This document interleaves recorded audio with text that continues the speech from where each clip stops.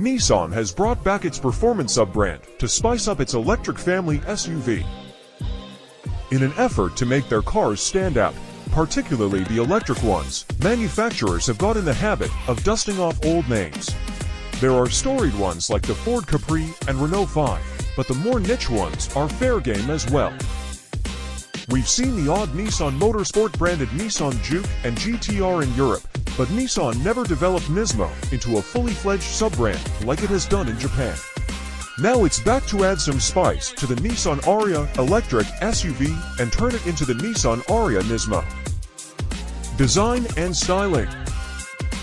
Those expecting an answer to the Hyundai Ioniq 5i or even the Kia EV6 GT should temper their expectations, because Nissan itself says it doesn't see the hot Hyundai as a rival. Instead, the Ariya Nismo is pitched at the Volkswagen ID4 GTX and ID5 GTX and the dual-motor version of the Kia EV6.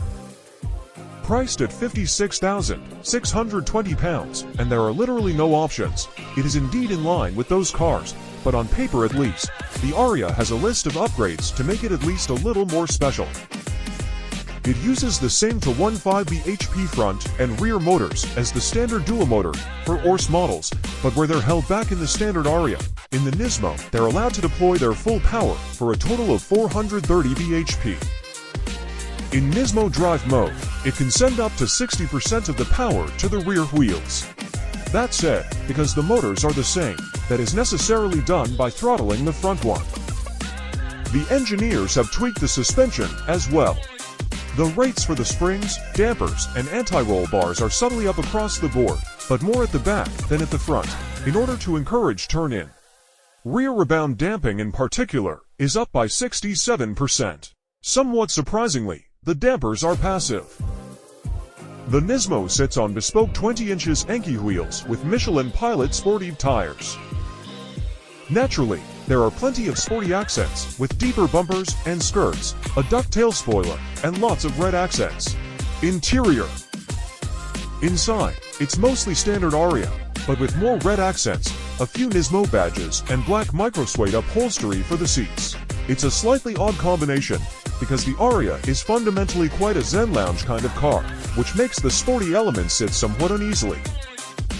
It's still a pleasing place to sit, with a good ratio of screen-to buttons, comfortable seats, and a reasonable amount of storage. You sit fairly high, but not irritatingly so. Space as the rear is pretty generous for the class, as is the boot space. For a more detailed overview of the Ariya's interior space, quality, and tech, we would refer you to our review of the standard Nissan Ariya. Engines and performance. The result on the road is whelming. When you put your foot down, it doesn't exactly feel like for 30 bhp. If I had to guess without seeing the spec sheet, I'd put it closer to 300 bhp. That's still plenty quick of course, but a little disappointing if you're expecting for 30 bhp. It's not helped by the way the accelerator is mapped. Unless you push past the kickdown switch, it slowly ramps up with the road speed and only releases full power around 50 miles per hour. There are a few different levels of regen depending on the drive mode, whether you've chosen D or B, and whether you've got E-pedal turned on. None of them amount to a freewheeling or full one-pedal driving mode. However,